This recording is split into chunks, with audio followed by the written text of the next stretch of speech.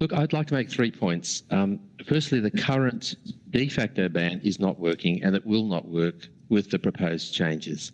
90% of current vapers have rejected the legal pathway, and only a small number of doctors are willing to prescribe nicotine. This has predictably created a thriving and dangerous black market controlled by criminal networks selling high nicotine, unregulated products. And there's been escalating violence with that. This has also been the key driver of youth vaping. And history's shown that further enforcement and border control has minimal effect on the supply of illicit drugs. The only way to significantly reduce a black market is to replace it with a legal, regulated one.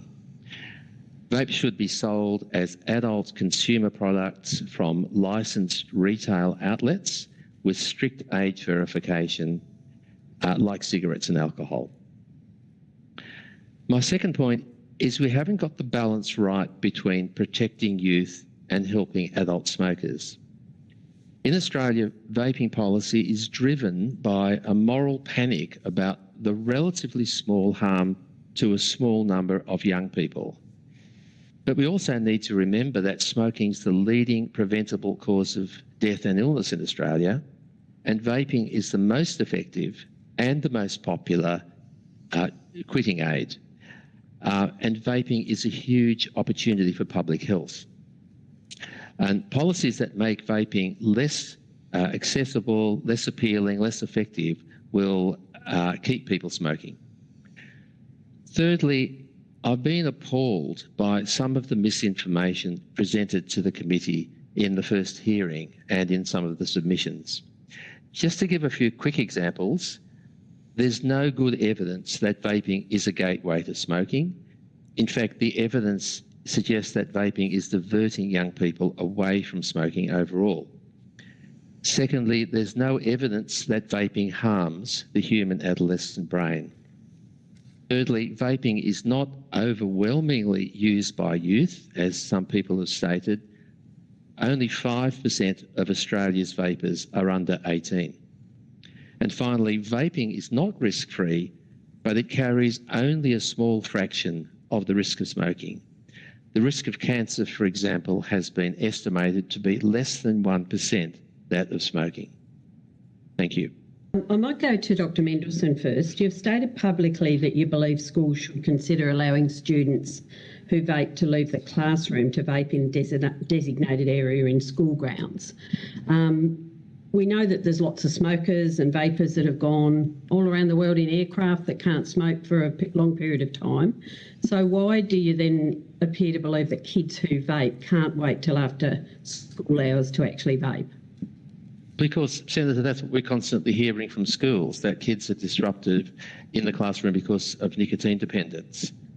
So there are a number of kids, not that many, according to the research, that can't last right through a class session, or can't last through the whole day without going into nicotine withdrawal. And it seems compassionate and pragmatic to me to relieve those symptoms.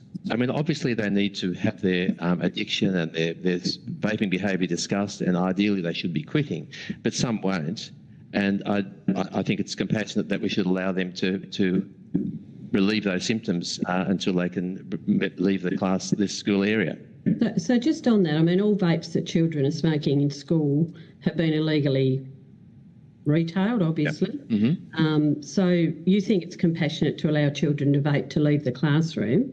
Do you believe that schools should be compassionate and allow kids who are users of other illegal drugs to actually leave the classroom to use them? I'm not talking about other drugs, Senator. My specialty is I'm and nicotine. drawing a comparison. We're talking about illegal drugs, illegal substances. I don't think in this case, in the case of nicotine, I don't think it makes any difference. If those kids go and use nicotine gum or nicotine lozenges, I'm fine with that. I think we need to relieve their nicotine addiction, and it's causing disruption in the classroom. It's unpleasant for them, and I think that's a compassionate approach. I'd much rather they. You're a strong supporter of flavours in vapes. Do you agree that there's no example anywhere in the world of an inhalable therapeutic drug that contains flavorant chemicals? I know there's around, I think it's about 2.6 million Australians have asthma, yet their life-saving puffer drugs are not flavoured. So why do you think... I'm very aware of... Sorry, yes, I'm very aware of... Sorry, I'm just... sorry, if I could just finish. Sorry. Dr. Mendelson, we do need to let senators finish their questions. Sorry, I beg your pardon. Provide you the same courtesy, thanks. So why do you believe that vape should be unique in allowing non-safety assessed flavours to be somewhere above such regulatory oversight? Thank you, Senator. Look, I'm very aware of Professor Chapman's arguments in this area. No, these are questions I'm asking. Thank you. And my answer is that there's very strong evidence that vaping, flavours are a very important part of the appeal of vaping. If we want smokers to switch to vaping, the products need to be appealing, and flavours give them an incentive to switch. Not only that, they increase the likelihood that vaping will be successful. They're associated with a reduction in relapse. And the research shows from various jurisdictions that if you remove flavours, these products are not only less successful, but people find workarounds. They add their own flavours, they go to the black market to get flavours, and some of them return to smoking. So I think flavours play a very important role in helping smokers to make the switch. They weren't vaping in the first place, but realistically they will be. Here we go. Dr. Mendelson, interesting testimony.